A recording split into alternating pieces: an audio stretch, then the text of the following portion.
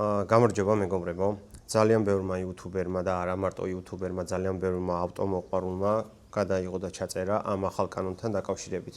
თავისთავად მეც ავტომოყვარული ვარ და მეც ძალიან მაწუხებს ამ კანონის ესე უცბად შემოსვლა და ესე უცბად შემოსვლაში რას გულისხმობ. კანონი, რომელიც ჩაშვებულია მაგალითად 4 წელია თუ 5 წელია, ჩემთვის მაგას არ აქვს მნიშვნელობა, მაგრამ დამტკიცება როცა დამტკიცდა უკვე ეს კანონი და ჩვენ არაფერი არ ვიცით არც ტელევიზიით, არც ინტერნეტით, არც ხო ხვდები, იმის საშუალება არ გქონდა რომ ვიღაცას ჩვენამდე ეგ მოეტანა.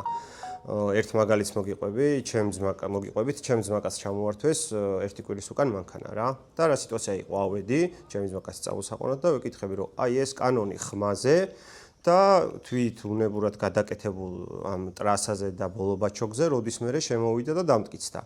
ადამიანი მეუნება რომ ეს კანონი გუშინ საღამოს დამტკიცდა. გუშინ საღამოს თუ დამტკიცდა ჩვენ საქართველოს მოსახლეობა რატო არ ვართ ინფორმირებული ამ კანონთან დაკავშირებით რომ დამტკიცდა და ჩვენ მაგ შემთხვევაში რომ უკვე ინფორმირებული ყოფილიყავით აუცილებლად გავითვალისწინებდით იმას რომ ხვალიდან მაგალითად უკვე თვითნებურად გადაკეთებული ეს ტრასა იქნება თუ ბოლობაჩოკი იქნება თუ გატრუბული იქნებოდა მანქანები, ვისაც ყავს ჩვენ სამეგობროში, მე მყავს თუ სხვა ყავს, მაგას არ აქვს მნიშვნელობა, მაქსიმალურად შევესწრებოდით, რომ აი ამ ჯარიმებს და აი ამ ზედმეტ გადასახადს ავსთენოდით. ავსთენოდით გულისხმობ იმას, რომ ეხა ვიღაცას რო უყენია თავიდან ბოლომდე ტრუბა და უწერია პოპკორნი და აი საშინელი ბათქაბუთქი ხმა, დიდი ხმა, ეგეთ მანქანებზე სიმართლე რო გითხრათ, მეც ისე ცუდად რეაგირებ, ზოგადად, ხა დღის განმავლობაში კიდე არაა პრობლემა, მაგრამ ეხა არიან ადამიანები, ვისაც 3 შვილი ყავს, 1 შვილი ყავს, 2 შვილი ყავს, ბებია ყავს, ბაბუა ყავს და მოსვენება ჭირდება ღამის 11 საათზე, 10 საათზე და იზინებენ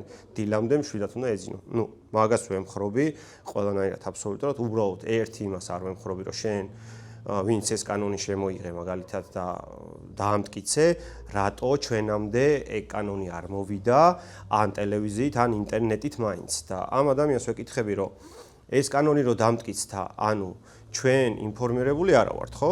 როგორც მე არა ვარ, ისე დარწმუნებული ვარ საქართველოში რამდენი ათასობით ადამიანი და მილიონი ადამიანი ცხოვრობს. 90% ინფორმირებული არა ამ კანონთან დაკავშირებით, მაგრამ ყველამ ვიცით, რომ ხმაზე რამოდენიმე წლის უკანაც წერდნენ, მერე შეთხელდა, შენელდა, მერე ისევ დაიწყეს, მერე ისევ შენელდა და საბოლოოდ ეს კანონი დამტკიცდა. კაი, დამტკიცდა, არაფერი არ გაგვაგებინა და ჩვეულებრივად ესე ჩაუშვეს ეს კანონი და ესე დაიწყეს მანქანების წართმევა, ქუჩაში ხალხის დატოვება, უბრალოდ ნიკელის თავი რო გაქვს ქარხნული მოხსნილი, უბრალოდ ნიკელის თავი რო გაქვს უკანა ბაჩოკზე მოხსნილი და გიყენია რაღაც ან აკრაპოვიჩის, ან რაღაც არ აქვს მნიშვნელობა რემუსის, M-Performance-ის, რომელიც არანაირად ხმას არ ცვლის და რომელიც არანაირად სმეს არ რევს, მანქანა ჩვეულებრივად ტკბილათვალიერებას გადის. აი მაგ ადამიანებს რატო უნდა ჩამოართვათ მანქანა? ჩემამდე არ დადის. ჩემამდე არ დადის ის, რომ კაი, ჯარიმა არის 200 ლარი მაგალითად, ხო? აი მაგალითად 200 ლარი, არც ვიცი რამდენია ჯარიმა. ჯერ მაგ თემაში ბოლომდე არც გავურკვევულ ვარ და არც დავინტერესებული ვარ, მაგრამ აუცილებლად გავერკვევი და დავინტერესდები, მაგრამ როცა ბოლობაჩოგზე მე მაქვს სტოკი თავი მოხსნილი რაღაც პატარა და უბრალოდ ცოტა დიდს ვაყენებ. იგივე სიტუაციაში რჩება ხმა, იგივე სიტუაციაში რჩება სმესის და ყველაფერი და ავტომობილი გადის ტკბილათვალიერებას. მაგაზე ადამიანებს რატო უწერთ ჯარიმას? რატო ტოვებთ ქუჩაში? რატო გადაყავთ 10 დღით საჯარიმოზე და 10 დღის განმავლობაში ვადას რატო აძლევთ, რომ ამ ადამიანმა ადგეს, იწვალოს, ექსპერტიზა მიიყვანოს, დაამტკიცოს, რომ ეს ავტომობილი არის ქარხნულ მდგომარეობაში. აი ამ 10 დღის განმავლობაში მაგ ადამიანებმა რომ დაამტკიცოს, რომ ეს ავტომობილი არის ქარხნულ მდგომარეობაში, თქვენ ხო წარმოგიდგენიათ ამ 10 დღის განმავლობაში ეს ადამიანი თავისი მანქანით რამდენ საქმეს გააკეთებდა და რამდენ ფულს იშოვნიდა. მე ამ მომენტს არ ვემხრობი, კიდევ ერთხელ გეუბნებით 50-50-ზე, მაგრამ ეგეც საათობრივად უნდა იყოს შეზღუდული, ეგეც დეციბელით უნდა იყოს შეზღუდული, რომლის აპარატიც ჯერ საქართველოში არ აქვთ და ერთი კითხვა მაქვს კონკრეტულად ამ კანონის შემომღებთან და ამ კანონის დამტკიცებელთან. როცა შენ კანონში დებ წინა შუშებს, მაგალითად დაშვება აქვს 60% ჩაბურვა და მე მივდივარ 60%-ს ბურავ, შენ მე მაჩერებ ჩემ მანქანაზე და მიმოწმებ ამ შუშას, რომ ნამდვილად არის 60%, აი ამ აპარატით.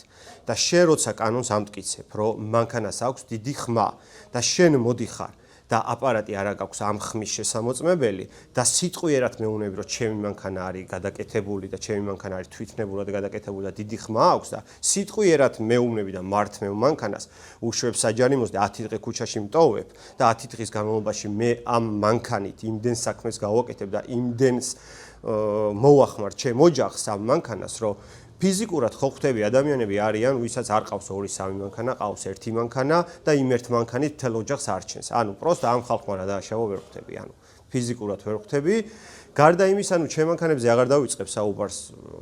ჩემი მანქანები ყველა 1000 ცხენზეა, 1000 ცხენიან მანქანაზე შენ ვერაზროს ვერ მეტყვი, რომ მოდი და შენ მანქანაზე დააყენე აი ქარხნული ტრასა, ქარხნული ბოლობაჩოკი, იმიტომ რომ მე ფიზიკურად ჩემი 1000 ცხენიანი მანქანით ქარხნული ტრასით ვერაზროს ვერ ვილი, ვერაზროს ვერ დავდებ იმ შედეგებს, რა შედეგებისთვისაც ამ მანქანებს ვაწყობ და ყველაზე მთავარი რაცა არის aftermarket ტრასები, aftermarket ბოლობაჩოკები, არის რემუსის, დინანის, რავი, M-Performance-ის და ნუ ესე რომ გავყვეს ჯასმა იქნება თუ რა, ანუ არ აქვს მნიშვნელობა, ძალიან ბევრი ბრენდირებული aftermarket ტრასა და ბოლობაჩოკები არის, რომლებითაც ამერიკიდანვე, იაპონიიდანვე მანქანები უკვე მაგ ტრასით ჩამოდის და ლიცენზირებულია ეს ტრასა.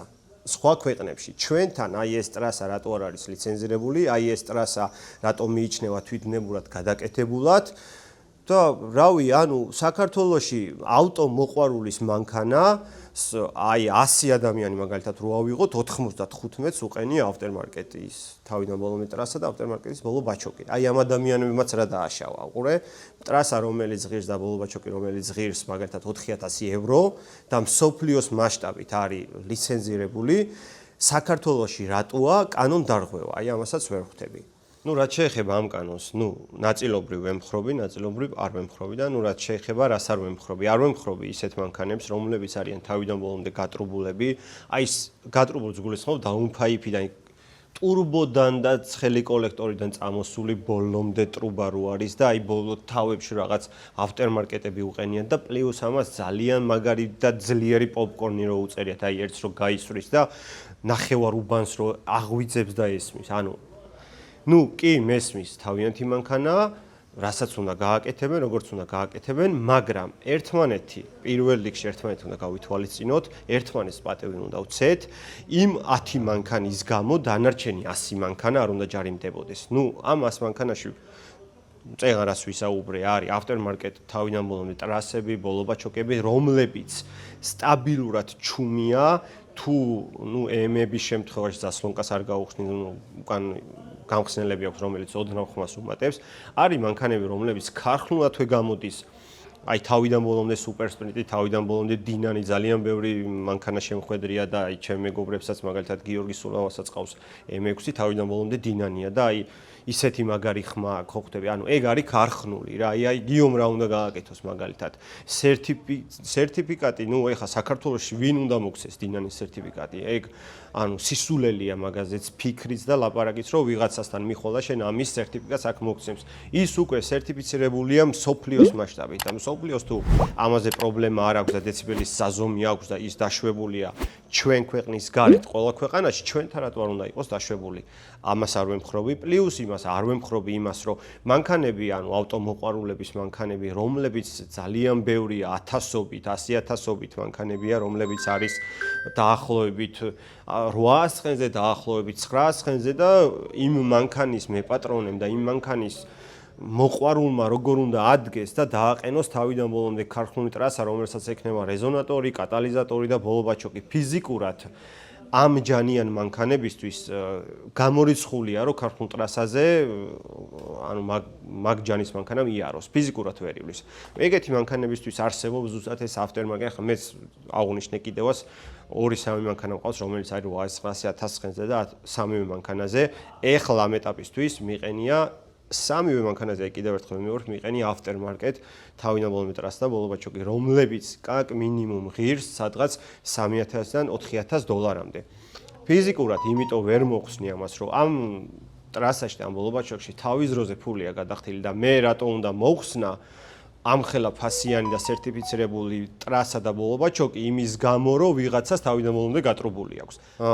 რაც შეეხება ამ კანონს, რატომ მიიღეს ეს კანონი და მე ამ კანონს თავიდანვე აღვნიშნე რომ 50% ვემხრობი, 50% არ ვემხრობი და რატო არ ვემხრობი? შენ თუ უკანა წინა შუშას მიმოწმებ რაღაც აპარატით, რომელიც აჩვენებს რომ ნორმებს ცდება და რომელიც აჩვენებს რომ ნორმებს არ ცდება, მაშინ ამ კანონთან დაკავშირებით თუ ხმაზე გავამახვილებთ ყურადღებას, აუცილებლად უნდა კონდეს დეციბელის საზომი, რომელ მანქანებსაც მაგალითად დაშვებული ნორმა არის 110 დეციბელი, 100 დეციბელს რომელი მანქანაც აცდება, რომელი მანქანის ხმაც, შესაბამისად იმ მანქანებზე უნდა იყოს ეს განკუთვნილი ჯარიმა, ჩამორთმევა და სანამ არ დაამტკიცებენ, საჯარიმოდან გამოყვანის უფლება არ უნდა მიცეთ, რომ არის თუ არა თვით გადაკეთებული, არის თუ არა ქარხნული. მაგრამ ავტომობილებს, რომელსაც აქვს მაგალითად 100 დეციბელზე ნაკლები ხმა, ის ავტომობილები ამ ესე რომ ვთქვათ, ქვაბში არ უნდა ხვდებოდნენ რა. ანუ ჩემი მანქანები, რომელიც არის 1000 ცხენი და 800 ცხენი, დარწმუნებული ვარ დეციბელის საზომი აპარატი, რომ ჩვენ საქართველოში გვქონდეს 100 დეციბელს, ჩემი არსეთი მანქანა არ მიაღწევს ხმაურის დონეს. ვემხრობი იმას, რომ კანონი კარგია და ერთმანეთს ძალიან უნდა ვცეთ პატივი, ღამე იქნება, დღე იქნება თუ აი ქუჩაში დედიკო ბავშვს ასეინებს თუ არ აქვს მნიშვნელობა ბები ამდის თუ ბაბუა, უბრალოდ მაგას საათებს ჩემთვის მნიშვნელობა არ აქვს, ღამეს და დღეც თუ მანქანა გაისვრის და თუ მანქანას დიდი ხმა აქვს, შემშინებელი დღეს შეშინდება და ღამეც შეშინდება. ამ კანონის მიღება კარგია, მაგრამ ძალიან ბევრი ნიუანსია ჩასასწორებელი. რაც შეიძლება მალე უნდა ჩასწორდეს და ეს კანონი თუ ჩასწორდება და ეს დეციბელის აპარატი თუ რაღაც 6 თვეში ჩამოვა საქართველოში და 6 თვის მერე რაღაცა კანონში შეიცვლება და რაღაცა ნორმები დაწესდება, ამ 6 თვის განმავლობაში თუ 100,000 ადამიანს მანქანას ჩამოართმევთ საჯარიმოზე გადაიყვან და 100,000 ადამიანს უკვე გაამწარებთ, მე მგონი ძალიან გვიანი იქნება, რაც შეიძლება მალე უნდა ჩამოვიდეს დეციბელის საზომი აპარატი, უნდა დაწესდეს რაღაცა ხმაურის დონე, რის ხარჯზეც ადამიანს, მაგალითად მე, ჩემი თავი რო ავიღოთ, ჩამომერთვება მანქანა და მე მეცოდინება, რომ აი ეს არის ნორმა, ეს არის კანონი და აი ამ ნორმის და კანონის გამო მართვენ მანქანას.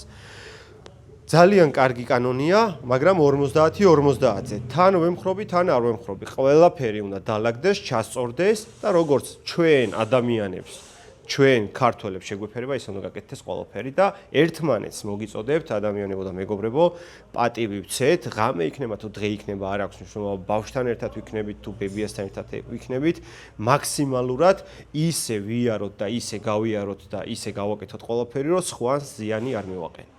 ეს იყო ჩემი მოგზაურებული აზრი ამ კანონთან დაკავშირებით, მე კიდე გემშვიდობებით, მშვიდ ცხოვრებას გისურვებთ ყველას.